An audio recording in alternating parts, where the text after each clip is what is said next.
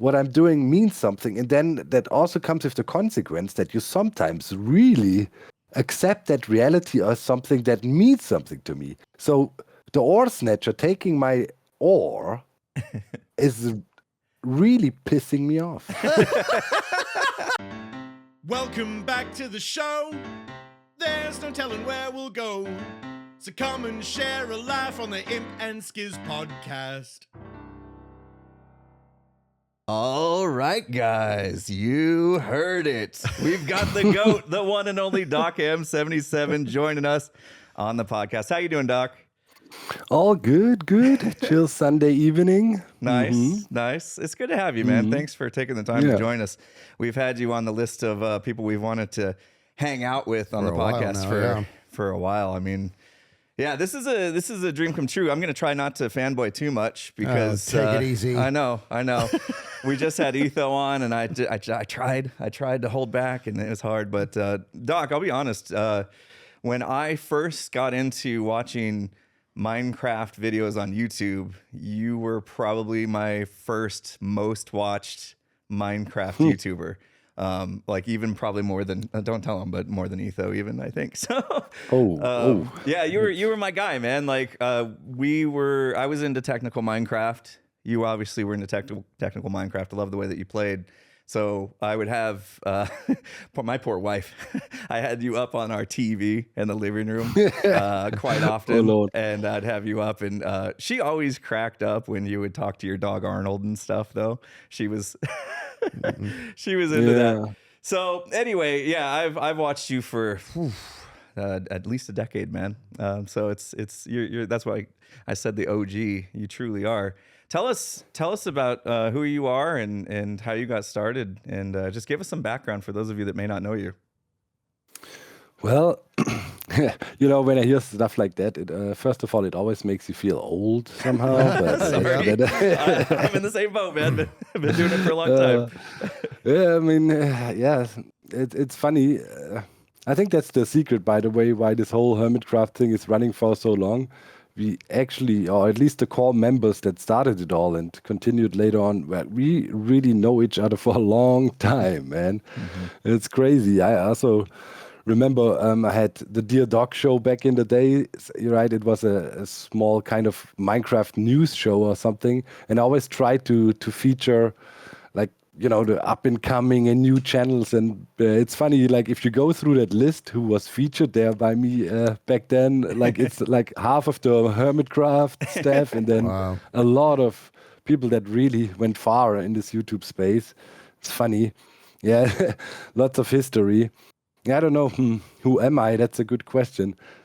I thought about it before the podcast because I knew this question would come up, and then I looked back at my how my life went, and I think I'm a searcher, and I'm still searching. I never really found a place where I say, okay, this is what I want to do forever, and this is it's gonna be. I don't know. I'm not a planner, looking forward for the next 10 years and have this strategy or what. Purely run on emotions, pretty much. People always think I'm very calculated and this, redstone engineer guy, but actually, like I run on pure emotions and I do always search for a new challenge or for a new interest. And eventually it led me to this YouTube place here. God knows, what the next 10 years will bring, right? Yeah. Speaking of, 10 years, let's go back more than 10 years. Let's go back to 2011 when you published your first video. I think it was a response to something Etho was working on. So you were obviously watching Etho at the time. Yeah. Do you remember what led you to post your first video on YouTube? The first one was not motivated by Etho, but then shortly after I realized, hey, there's more to the game via Etho, right? The technical aspects.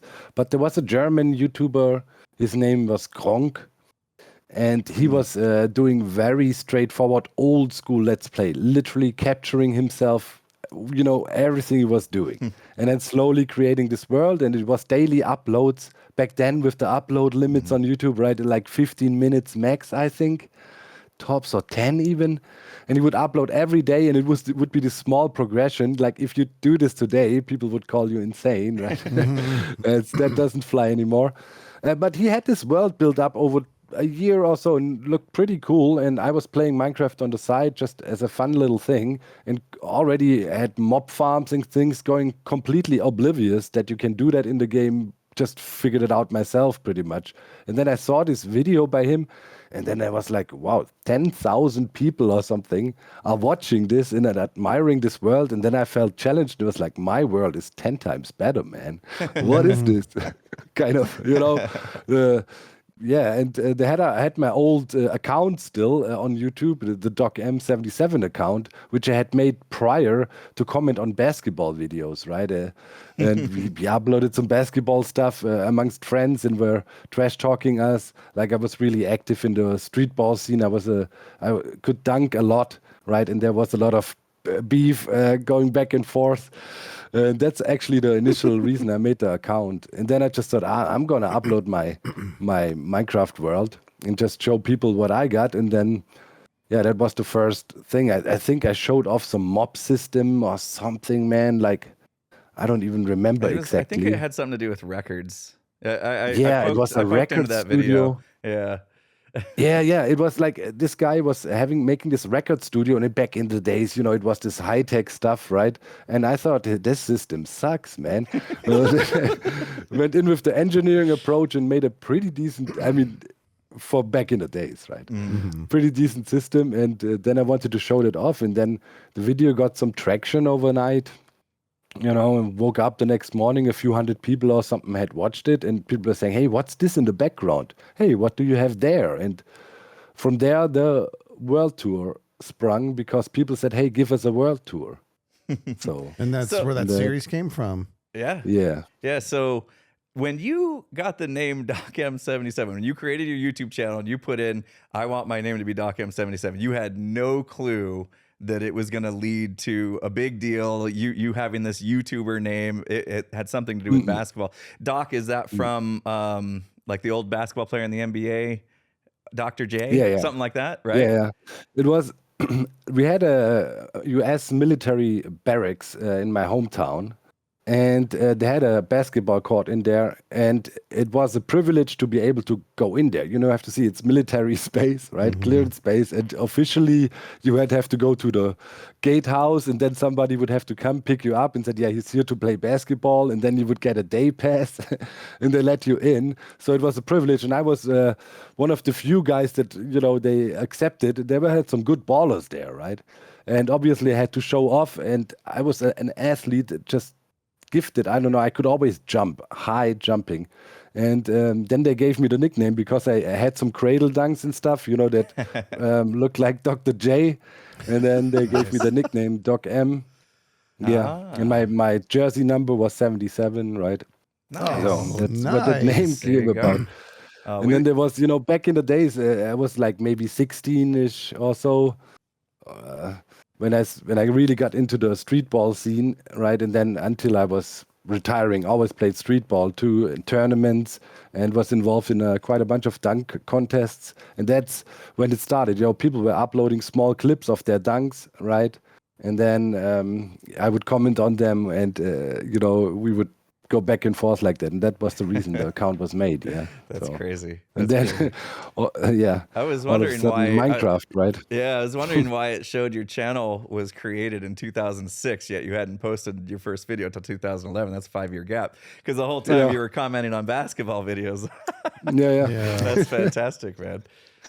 Yeah. So I got it covered, because for the audio only listeners, this question's not going to make any sense, but for everybody who's watching, Doc and I talked a little bit.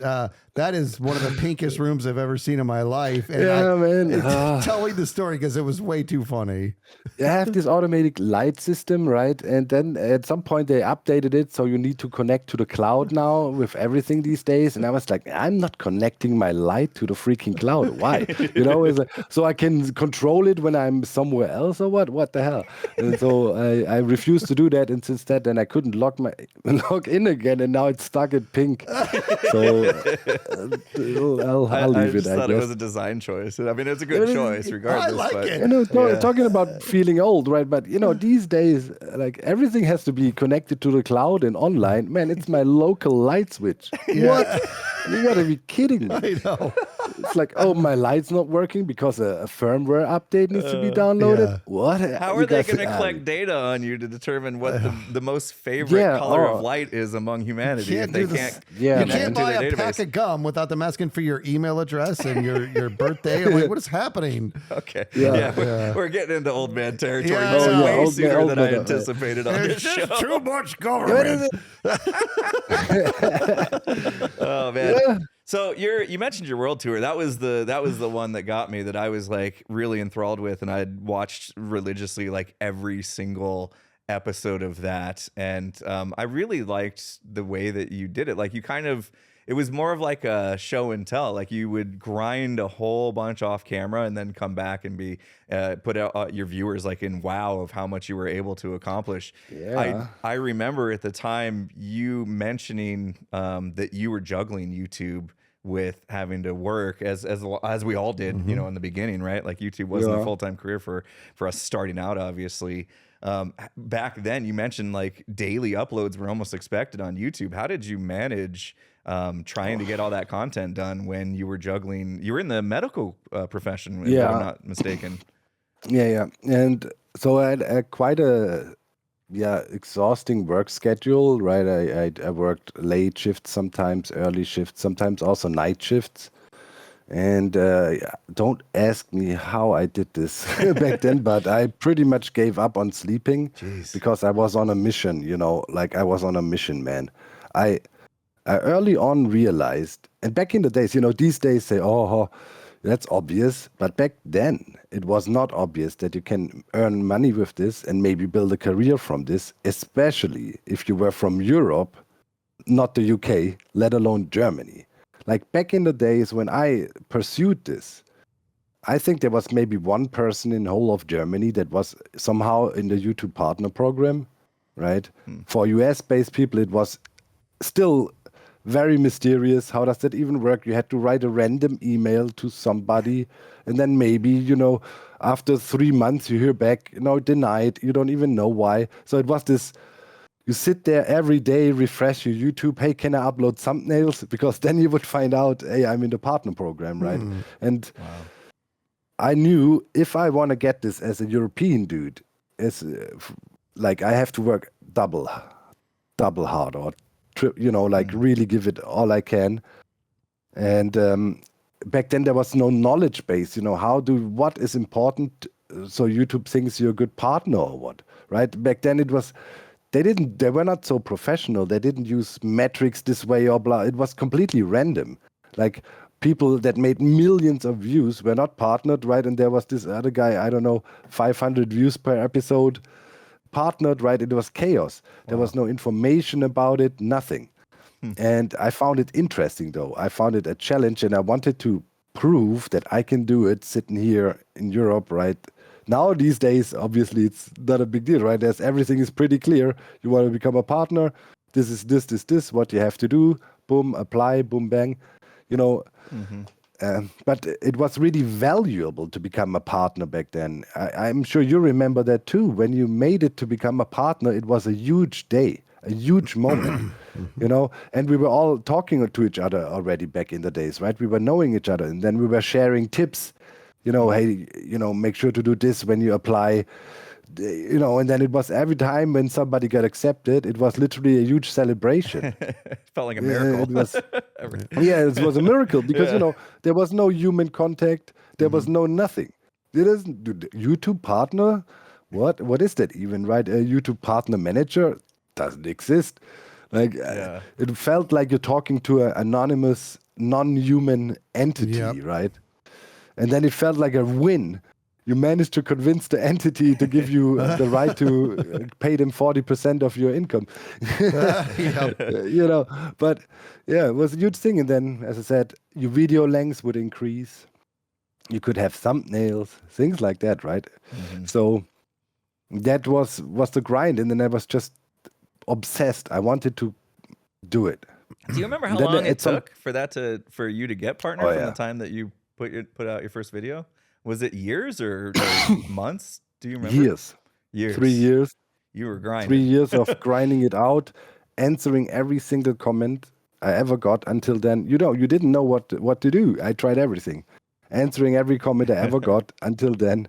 I think until I had 10,000 subscribers, and I don't know, like trying everything, right? Jeez. Wow. Yeah, it was and then when it happened, of course, then it also takes time. These days, right, the whole ad revenue and everything is way more stable and more calculatable and more like sophisticated. Back in the days, you had no clue. It was a total gamble. Yeah. Like you could have viral videos, make nothing.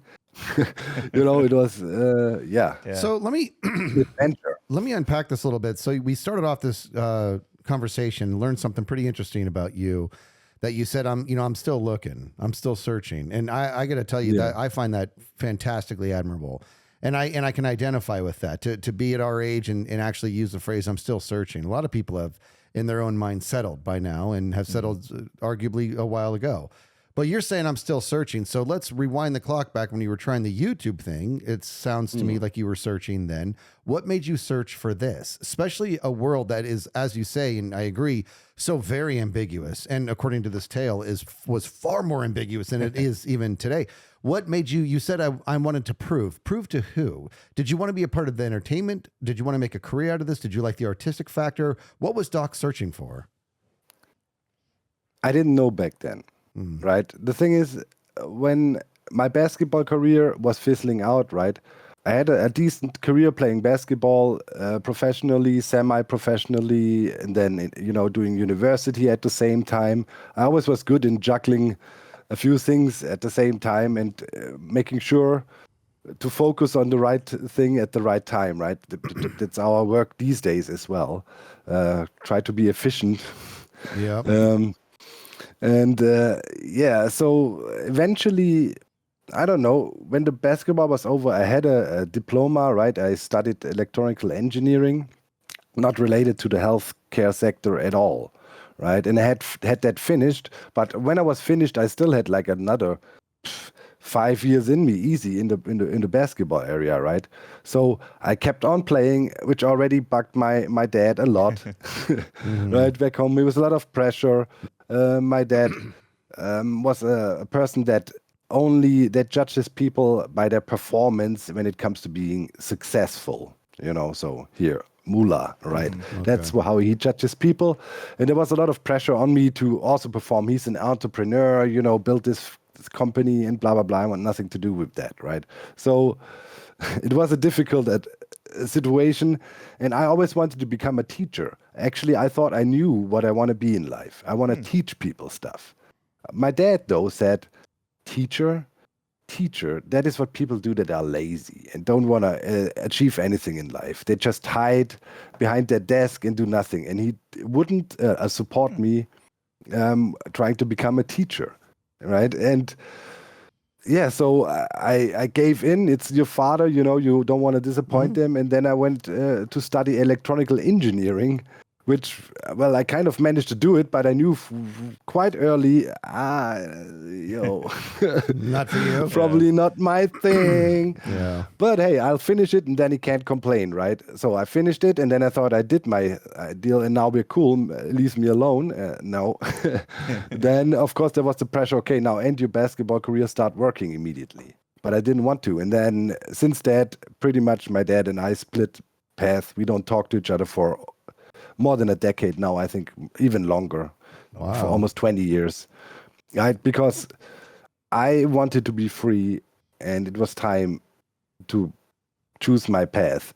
Yeah. And as I was always forced into a certain direction, that's why I became a searcher, because I was not allowed to search. find out what I like. You know what I mean? Yeah, that makes sense. So That's and then the basketball was over, right? And I'm sitting there. So now what I'm going to do? And then I tried working as an engineer a little bit. I quickly learned, it's not my world. Like, it's too technical. I don't know. Most technical Minecrafter I know. Yeah. No, But, I love technical stuff and I love machines and all of that. But, I thought that is not, well, I had a key moment, to be honest. So I was pretty smart back then. My specialization was regenerative energy. And I was way ahead of the curve back then. Back then, when I was studying electronic engineering, everybody was doing micro-frequency technology and stuff, G5, cell phones, stuff like that, computer chips, and so on. But nobody did regenerative energy. So I would have been golden these days if I pursued this career, right? And so I started to work and did an internship. And we developed doing research on a fuel cell. And the fuel cell, we needed to find a membrane that was sitting in the middle and was dividing the media or medium that were interacting there, right? So we finished the thing and we actually developed something that was pretty decent for back in the days. And we go ahead and have our big presentation for the bigwigs, and pretty much I learned rather quickly that they would say, yeah, well, okay, it's cool technology, but we ain't gonna use it for the next, 20 years because we're gonna sell our old crap. You know what I mean? Yeah. And that was a reality check for me. And then I thought to myself, heck no, I'm not gonna waste my life fighting the powers to be. I'm gonna go crazy because accepting this reality that it's not about making the world a better place as an engineer, but selling and being sneaky with it, I hated it. That was the final, then I was, okay, I'm not going to work in there. And then I was on this trip, I need to make the world a better place, and went into healthcare, right? Started to study healthcare and politics and tried to work with the elderly, because that meant something to me. I always admired my grandparents. They gave me stability when my dad was not a nice man, you know what I mean? So they gave me stability, and so I felt I need to give back because I learned so much from the elderly. I respected that always. And that's how I ended up in elderly healthcare. And then I had to make my next learning experience, right? That trying to be Jesus is a dumb idea. Because, unfortunately, it gives you a lot of good karma if you work in the healthcare industry. But here in Germany, it's a low-paid job. And I learned that working my butt off, and if my washing machine breaks, it causes an existential crisis. That's not the way to exist. Yeah. And then I realized, okay, I need to do something else. And then I was searching, and then I saw this YouTube thing and did this first video, and immediately it was obvious to me, hey, I'm talented for this. There you go. I can do this. Yeah. My videos are better than what I've seen, at least, with what I'm trying to compete with, right? Yeah. And then I thought it needs to change, though. I thought the evolution needs to go on. I need to be the next level. So the first Minecraft YouTubers were the ones that showed everything. And then I realized, okay, next level. I need to show progress. So that's why I did this, what you mentioned before, right? Yep. Hey, look, I'm showing you what I'm doing. And I do this until today. Pretty much the style didn't change, and everybody does it like this now. Maybe throw in some time lapses, right? But that was kind of the first steps, and then others picked up that style too. And then I started, okay, now they're copying my style. What do? I need to up the ante again. And then I started the role playing, right? The first elements with my dog Arnold back then, who got lost, and it was this whole storytelling element. Also trying to play into the strengths you might have, right? I quickly realized I might not be able to compete with many of the crazy hive mind people out there when it comes to really hyper focusing on one thing and making the best machine ever, but I'm good in having an overview, what people are doing, and I'm good of combining this guy with this guy and bring them together to make something bigger and better, and this is the whole GOAT theme that evolved from it, right? Grind, optimize, automate, thrive. So it's all a progression, it all makes sense, and it's real. And that's the secret behind everything Hermitcraft is. Everybody has a story, origin story like that. Yeah. It's real.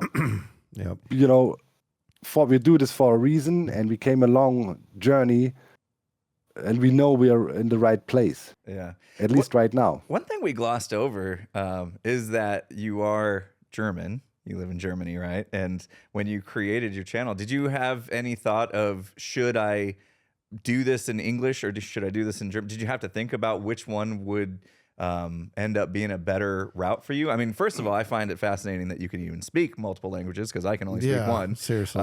So it's right there. I feel like maybe there's a decision to be Well, made. 2 points to that. First of all, I don't like it when it's mentioned that I'm even German because nobody needs to know, no German needs to know that I exist. That would be the best thing in my life. So I can keep on living a normal life and nobody recognizes me. And that was the thinking behind the whole, let's stay in English and focus on an international market. The German YouTube market is very German centric. Although it's a smaller market, but the people that make it to the top are superstars here, right? Their life is done. Like you have to move somewhere, hide yourself, move to an island, whatever. You cannot, right? So I wanted to make sure that will never happen to me. Like I can walk the streets, and in how many years we do this forever, right? Wow. Twice I was recognized by somebody, right? Wow, And that's amazing.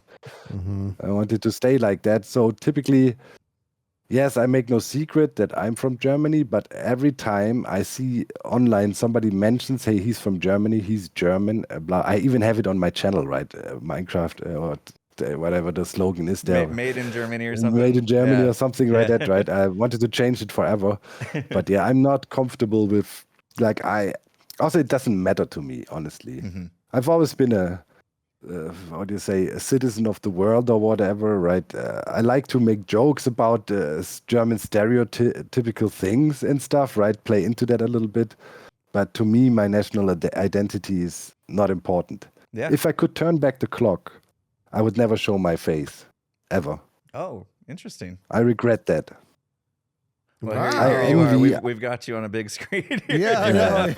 So, Not because I other have side of something that to hide or whatever, but a lot of thought process you learn, right? And for our type of content, okay, here's a podcast, right? And we stream sometimes, but I think it's also possible, like Etho proves or Zizuma or so, right? In our area, it's actually not necessary. I sometimes even think it's a bad thing that people associate our real persona with anything we do in gaming because it limits what people are allowing you can be. yeah, because we as individuals and humans are not timeless, but our content can be if it's faceless, right? Like people don't have to know when they hear our voices if they don't see our face that we're a certain age, Like we could be in our 20s for all they know. Yeah. But then when they see our faces, we're obviously not in our 20s anymore, right? It's also a reason why I focus on the gameplay more, right? Try to have good content in a sense that is timeless. Sure, we also have impromptu crazy stuff, right? Like our court case we had and so on. But these, let's call it role-playing elements or theatric elements are always based on a certain hype, a build-up, and then they are huge in a certain amount of time. But, in 10 years, nobody will remember the lawsuit, maybe, right? But they will remember the perimeter, the murals we created together with the community, or, you got to leave some footprints, your legacy. And that's why I'm at right now, searching what the legacy should be, because we proved we can do it. And now we proved we can sustain it. And now it's time to become a legend. I love that. That is good. I love that. So let's go back in time a little bit. I actually met you in person for the first time, Minecon 2013 in Orlando, Florida. Do you remember that trip? Man, yeah. So those were the days, right? So this was crazy. before Hermitcraft. Hermitcraft may have been established, but it wasn't big. Mindcrack was the big SMP group making Minecraft videos on YouTube, which you were a part of. You were a big part of Mindcrack, and you guys were celebrities in our world, right? Our Minecraft YouTube world. And I remember going to that and being so excited. Me and Tango went together, and we were so excited to get tickets. You guys put on a party party, the night, like a Friday night before the actual convention started, and we went. Tango and I went to the party, and we were recording everything. And you were easy to find because you're so tall. I think you're like 6'7" or something like that. Nah, no, 6'5". 6'5". You're taller than Skizz over here, who's 6'2". Yeah. So you were easy to spot at the party. And you were going around having a good time and signing autographs and just being such, you could tell, just such a nice guy. Can you tell us, do you remember that weekend? I know it's been how many years 11. now? 11 years now. Do you remember that weekend? Do you remember like that? Was that your first major convention where you may have like quote unquote felt like a celebrity in some respect? Well, I was aware of what was going on already, but for my partner, right, this was not obviously also a taxing time. And you mentioned, right, how did you do that? Somebody has to pay the price. So the less time you have, mostly your partner is affected. So until then, my partner didn't fully realize what the heck I was doing there, especially with the circumstances that I explained back then, right? Being a YouTuber was not a thing. It didn't exist. That was only crazy people that would hang out on the internet and do weird stuff, right? This is not... Today, everybody says, oh, I want to be a YouTuber, and people recognize this is something. But back then, so now convince your partner, your wife, right? You're together with her already for back then when I started this. Now we're together for way over 20 years by now. So we had a long relationship back then already. Explain to them what you are doing, right? So then I took Karen to the convention there. And we roll in with the Mindcrack crew, the door of the Minecon open, and 10,000 people storm at us, right? See us and go crazy. And on the first day, B-Dubs was there with me, Good, Beef, to name a few that are still active on the Hermit today, right? And we were literally not moving for 10 hours, only standing there and signing stuff. There was no booths or whatever, and it was infinite. We just stood there signing one thing after the other for 10 hours straight. And my partner, she was running back and forth between the food stalls, bringing me water and food. And in this evening, then we went home, and then she said to me, "Okay, now I understand what you're doing." And then I knew she had my back, because it was also a struggle. I mean, you're a studied engineer. What the heck are you doing with your life playing stupid games on the internet? So then she realized, hey, wait. Yeah, the impact you're having. having. There is something to that. Obviously there was a lot of kids coming up, and she could see, how they literally freaked out, were really happy. And she realized, hey, this means something to a lot of people. Right, and then we started to do our charity events back then with Mindcrack, and she realized what impact this can have, and she also realized, this is also something where he is well kept. He can be crazy and free and happy man, happy marriage or whatever. Yeah. So. Yeah, conventions are wild, because like you said, it's like, we can walk down the street. It's not like we're like these super celebrities, like, a lot of Hollywood actors and stuff. But when you go to these conventions, it's people that are in your realm, so they do know you, and they can put you up on a sort of pedestal and it's overwhelming at times, right? Like Skizz, we went to Anaheim together, the Minecon in Anaheim. What year was that? 2016. 16. Yeah. And like that was your first taste of it as well. Like people coming up and wanting autographs, and I think I really like the conventions because it's a chance to, like you said, like we can be on the internet, we can be behind a computer screen and not fully appreciate the impact that we may be having on people's lives, or maybe we lose track of the fact that we are actually entertaining real people. And now we go to these conventions and we get a chance to meet them. Like you said, 10 hours of meeting one after another who's showing this appreciation. It's kind of like that nice reminder that what we're doing is actually impactful in a very positive way. So for me, I love conventions. And Doc, I know I know you try to make as many conventions as possible. I mean, 2013 Orlando was the first of many you've gone to, if I'm not mistaken. Yeah, I've been to every single Minecon that existed so far. That's why I'm still extremely mad there is none at the moment. I'm with you. Because that's literally the only convention I would ever go to again.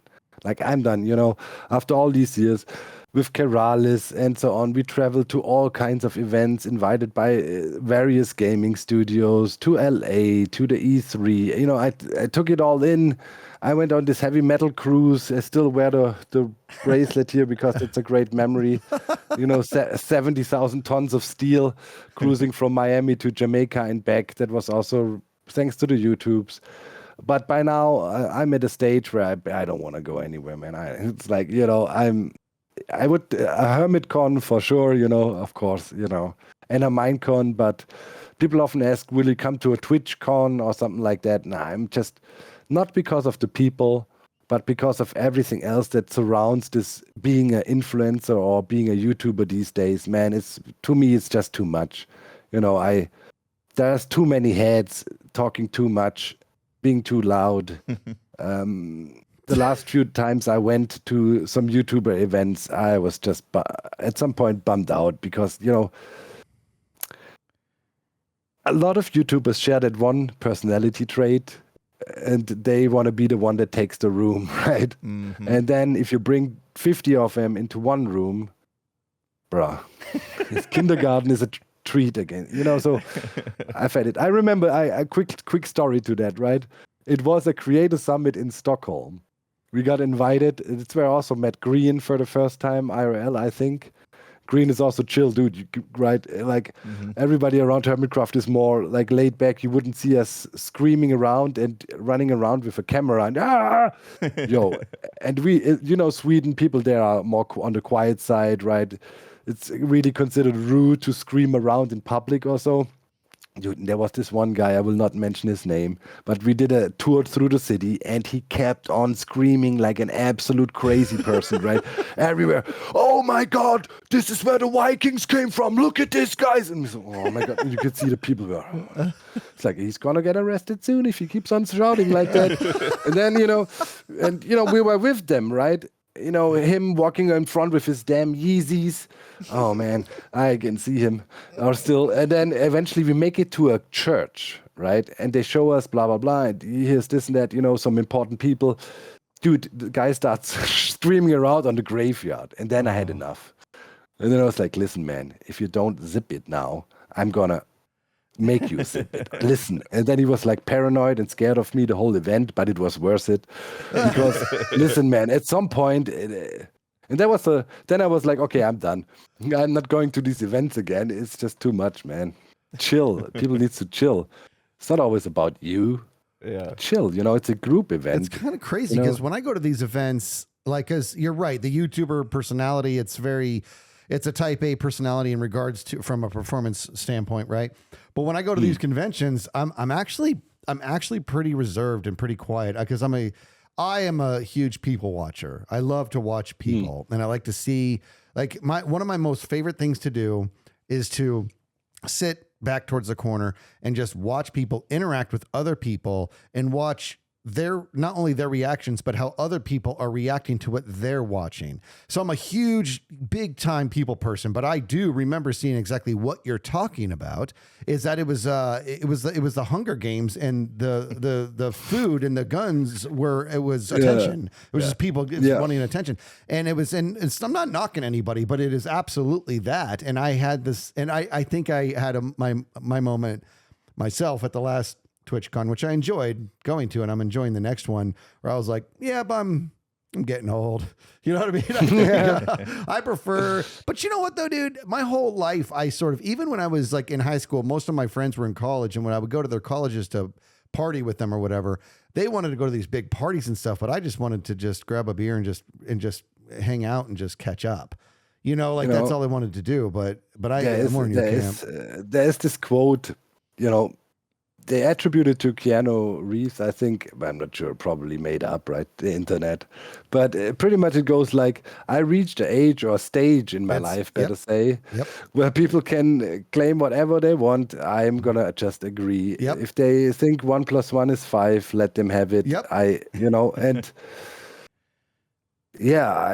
if I'm gonna choose my battles wisely, right? And to what I want to expose myself. What do I need? What is necessary to make sure my YouTube thing, and so stays stable and whatnot. But all the extra fluff, I mean, I've seen after all these years. I've seen that meme you're talking about. And if they say 1 + 1 = 3 or 5 or whatever it is, he says, okay.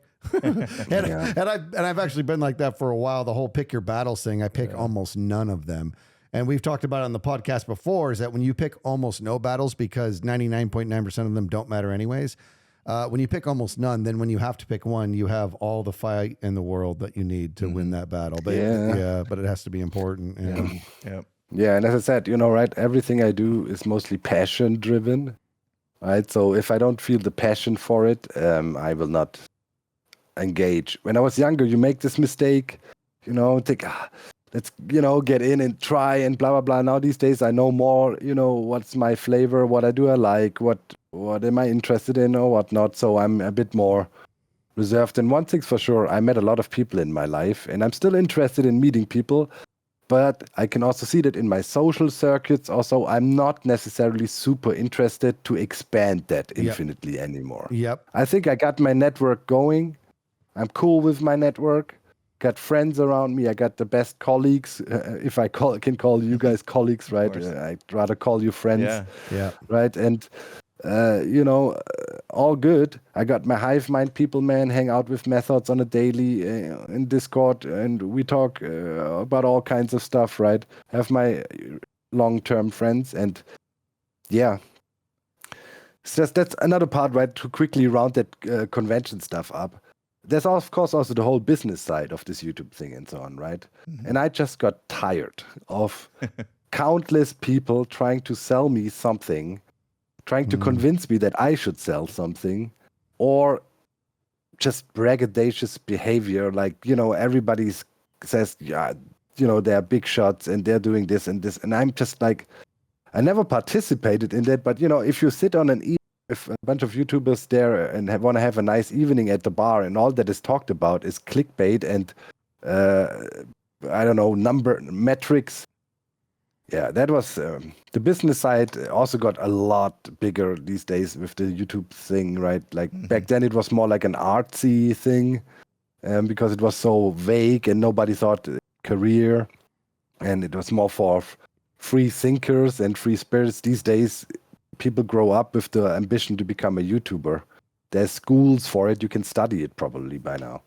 Right. So Doc, why Minecraft? I mean, you did talk about the fact that you had seen somebody being successful in it. You wanted to give it a go and you had something to prove, but there, with a million games out there, why Minecraft? Well, I always enjoyed other games, of course, before, right? I was a gamer by heart. You played a lot of management and I always loved world builder management, coordinating things. I never was a shooter guy, right? No Call of Duty background like many gamers have, maybe or so. But I loved management games and SimCity and stuff like that. And then Minecraft came, and as a kid, I loved Legos. Yeah. So, or Lego. And when Minecraft came, when I first saw it on YouTube, I saw it with this guy, and I realized, wait a minute, this is actually a game where I can do everything it was plain obvious. You can do anything you can imagine. Yep. Like instead, a game like that I've never seen before. If you would have asked me 15 years ago, will you still play Minecraft and it's your thing, your career? I probably would have said, yeah, sure. But I realized that it was the best game ever made. Like the moment I played it also. Wow. I love that he said, that's my line. It is the best game. When people ask me, what is it? I say it's the best game ever made. And then it continues. Then now I think it's probably one of the best human interaction tools ever created in the human history. Maybe the best. It's incredible, that this crazy fool Notch somehow pulled this out of his head. I almost said Yeah. pulled out of. That's all right. We bleep and post. So we've been known to drop a word or two. Yeah, It's you're okay. fine. You be comfortable, Doc. Don't you worry But about not that. too comfortable. Yeah. Yeah, no, I but know you you, know, because man, look what it does. It becomes a perfect canvas for storytelling. It becomes a perfect playground for creative people. It becomes, if you have a community like us, literally a centralized spot where people interact, find common ground. Right now, for example, you know, the DCP guys these are fan artists that got together to help me design my murals. Now are meeting each other in real life at the moment, just now when we're recording this, and became real friends. Wow. That's awesome. Right? They're all across the world, and then they met at TwitchCon now, I think so. You know, it is everything. It is a tool to represent. It is a tool to create. It is, and you know, look at what we do with it, right? It is infinite, infinite, and unbelievable to me that it is immortal. Minecraft will never go away. God, I love hearing Ever. this. This is what we were covering with Joel. Yeah. And I think what you're articulating here is right in line with when people ask me, well, what is it that makes it so great?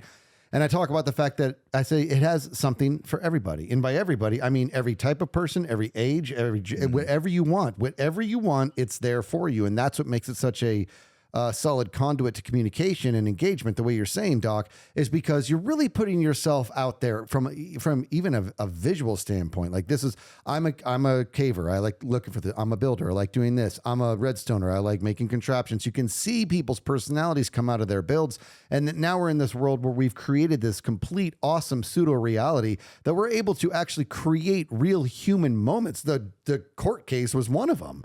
Like it was a fun bit that we did and it was great and everything, but there was a certain degree of reality to where when your punishment, your initially proposed punishment, I don't want to give too many spoilers because Impulse hasn't seen it yet, but when your initially proposed punishment was put out there, no, yes, dude, he did. His character jumped up on the defense has its own table, jumped up and looked over and just yelled no, and I was like, whoa, this is real. He's really feeling this, and it was a great moment because you had such a visceral reaction to it. But that's what you're talking about, is that it just creates. It creates this world. Real. Listen, man. Listen. It's if friends ask me, "What are you doing?" and then when I explain what I'm doing, then I realize how ridiculous it is at the core. Yes. What I'm doing. Yes. Right.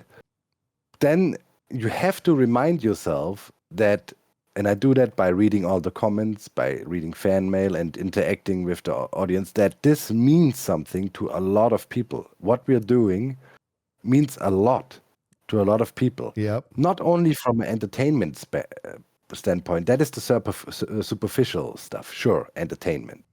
But as I mentioned before, we give a safe home for many, many, many, many people all around the world that can, you know, it's so hard these days to find common ground.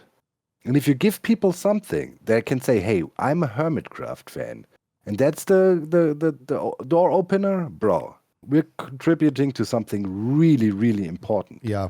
So that means sometimes I need to remind myself that instead of being an engineer and doing something real, what I'm doing means something. And then that also comes with the consequence that you sometimes really accept that reality as something that means something to me. So the ore snatcher taking my ore is really pissing me off.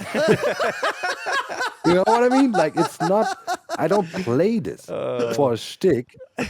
Like, wait, so you know, this is, so you were actually upset in season 7 when Green touched your redstone?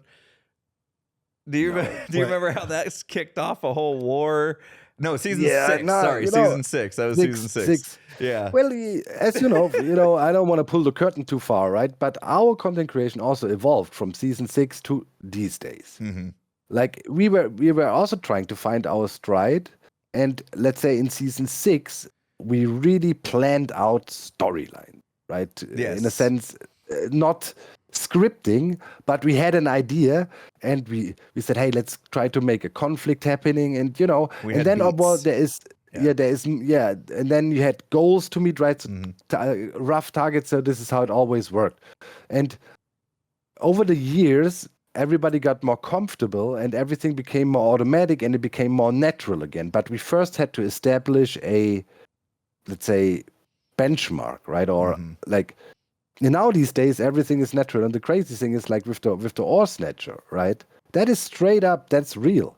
We never talked about this. I don't know who this is. No, only the ore snatcher knows. Maybe somebody's in cahoots with it. But bro, I'm really trying to find out who this is. This is real. I want to know who this is. It's not, and then I saw some comments, don't blaming people, but I saw some comments saying, oh no, they're building up another war again. No, we're not. No, we're not. We're no like longer. No, we're no longer at this point where we really build up this coordinated, right? We evolved. Like literally everything is impromptu and short coordinated efforts maybe, but on short notice and hey, but sure, certain things need to be established, like, the popo comes in, right? For example, right? But the only thing that happens is somebody explains to us, the ones that are the popo, Skizz and Scar, right? Yeah. What is the popo?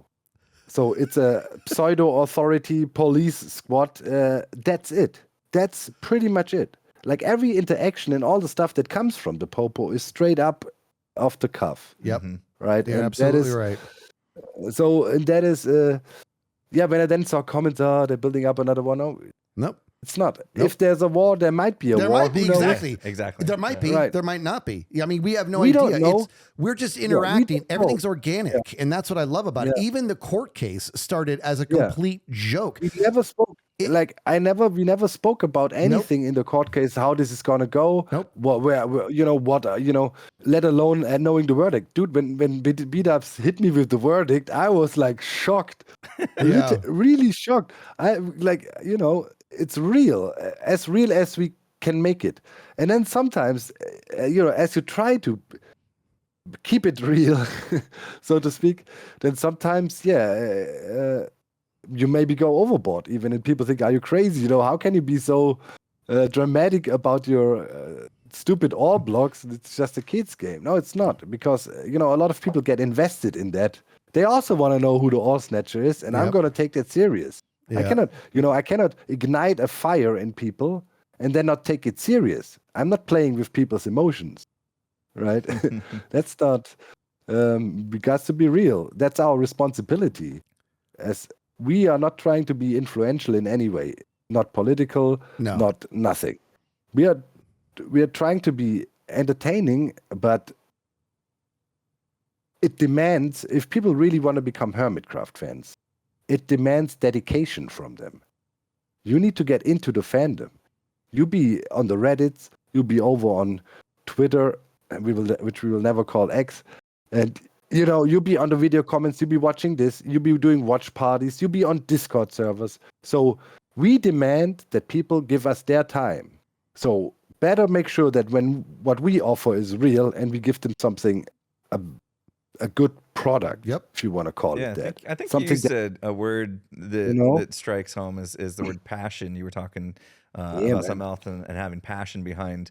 We have passion behind what we create, obviously, but the fans can also develop a huge passion behind what they're consuming, and they get into it and they get really invested in maybe storylines, that they get invested in wanting to know who the ore snatcher is. They get you probably took them on an emotional roller coaster through the court case. I can't wait to watch it. There's a lot of passion behind both sides of being the creator and being part of the community, part of the viewership, and like you said, getting invested in what we make is a big reason why I feel like after all this time I'm still driven. I want to ask you, Doc. I mean, because you've been going since 2011, even longer than me and Skizz have. Like, how has your passion stayed strong this entire time of creating content on YouTube, or has it dropped off at any point in time? Have you experienced? No.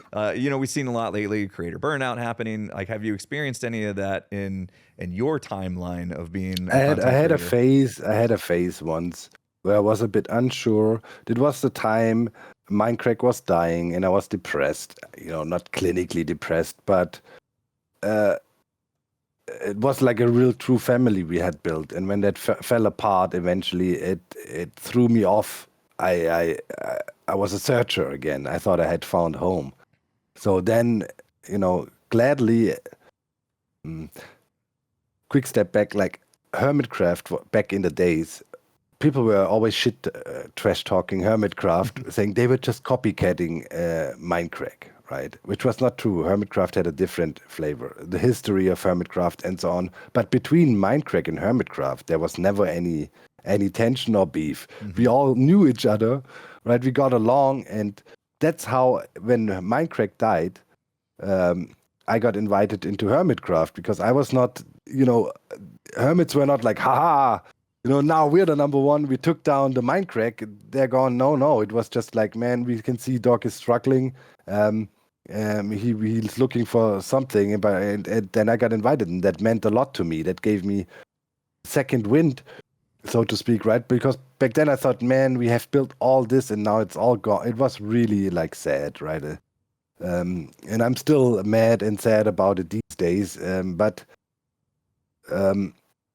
the good thing is you live and learn, right? So the experiences that were made from the Minecraft days, whenever we do anything on the Hermitcraft, often in our debates, we reference back to Minecraft and say, hey, how was it back then? What did that do? And so we can use that pool of knowledge we gained from those days. So it's not all wasted.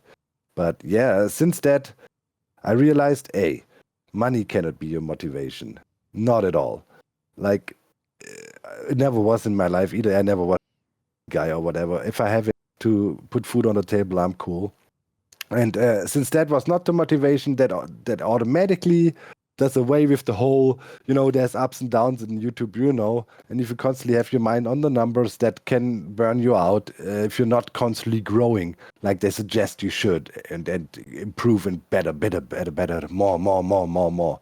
And by leaving that out and literally taking it serious and relying on the personal relationships, in a sense, I create with my audience. I tend to know a lot of my viewers by name, and like it's a reverse parasocial relationship, you could call it, right, with some of my fan artists and whatnot. So I do it for them, really. I know, because I let them in a little bit, of course. There always needs certain boundaries between the content creator and the audience, but I let them in so much and they let me in so much that we actually have a bit of, it means something. There's something real going on. And this is what keeps me going. I don't think about the numbers or what. Sometimes, literally, I'm editing the video, and in that moment I'm thinking about a certain somebody on Twitter or whatever, right, who left a comment and said, this is, I'm going to make a reference for you now in this video also. It's really a personal thing. And that gives always motivation, right? There is no question if you should do this or not.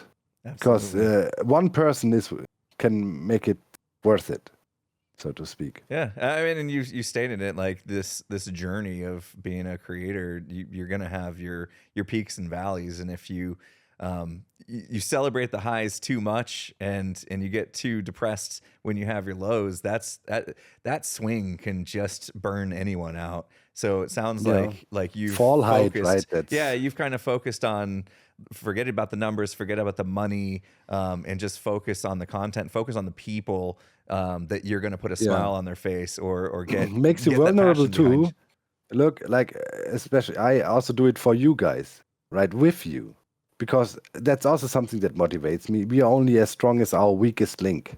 So I'm not going to be the weakest link in our group. That's also something that motivates me a lot, right? Because like, I know a lot of you guys personally. It's about passion. It's about families we have together. There's a lot of stuff. And if I slack, I pull all of you down. And that's also something that keeps me going. Like, it means something to me to create this together. it's important. It's an important part of my life. Yeah, absolutely. I mean, You know? you were almost hesitant to use the word friend with all of us, like we've all become friends. So I feel comfortable using it because we've been together. Like you came on season 3, I came on season 3 as well, midway through. So we've worked together and spent a lot of time together for season 3. It feels like 10 years now. Yeah. So yeah, I mean a decade of having relationships, and these are, even though you're other side of the world almost, and like you said, we become like worldly in a way, because when we're on the server together, it feels like we're there together. It doesn't matter that you're in Germany, Pearl's in Australia, and Etho's wherever Etho is in Canada, nobody knows, but but like we're there together. We can feel like we're physically standing next to each other as if we were there together in real life, and you can create real friendships that way, which is a new phenomenon with the internet. It's new to us because we're old enough. Our kids are growing up with not knowing anything else, but it becomes very real to the point that when we met in real life, it already felt like we knew each other. Like we just we did the Detroit thing. You weren't able to make it, but we did. It was also an epiphany for me, man. Yeah. This moment, like I think it was Anderzel, right? Back of the Minecraft crew. It was the guy I first met ever. Or Keralis. One of the two. But to me, back then, it was also, I thought, man, yeah, well, he's online dude, blah, blah, blah. And then I realized, hey, it's a smooth transition. The way we interact online is literally the same we do in real life. And, we sound so old sometimes. But hey, this was new experiences back then. Yeah. Man, like when I was a teenager, there was no way in hell to somehow build a friendship with somebody's in Australia. Like, sure, maybe there was a student exchange program, right? I also spent some time in the United States. I was in Oregon during my school time, and I got to made friends too. But afterwards, I mean, what? You want to be pen pals now or what? Right.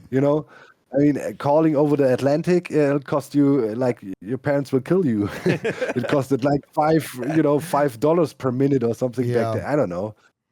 So yeah. I remember the pen pal thing. Yeah. Right. I mean, that's for anybody that's lost on. It was quite literally a handwritten letter that you would mail across the world, and then you would hopefully get a response 2 to 3 weeks later. Yeah. That's how are you? Then 3 weeks later, fine. Yeah. Like, not relevant. Yeah. You had to cram more information in there. Hey, listen, there's more to cover here. I got a lot more to cover with Doc. I got questions for you, but we're going to take a break. And if you've got some time, I'd like to continue to expand on that. And then we'll do a second installment here if you'd be so willing. Of course. All right. Yeah, we've barely talked about a lot of things. I know. There's a lot of things that I want to cover. But it feels we talked about a lot of things as well. You've got hobbies I wanted to get into and learn more about what you do outside of creating videos as well. So yeah, if you got the time, let's take a quick break. And obviously for our viewers, our viewers and listeners got to wait another week. I don't like to do anything. He doesn't like to do anything. We didn't even talk about that. He doesn't even like to do anything. Yeah. We're going to wait for that. We'll cover what that's about in a second. Yeah, exactly. All right. Well, we'll give you a break and we'll see you in a little bit.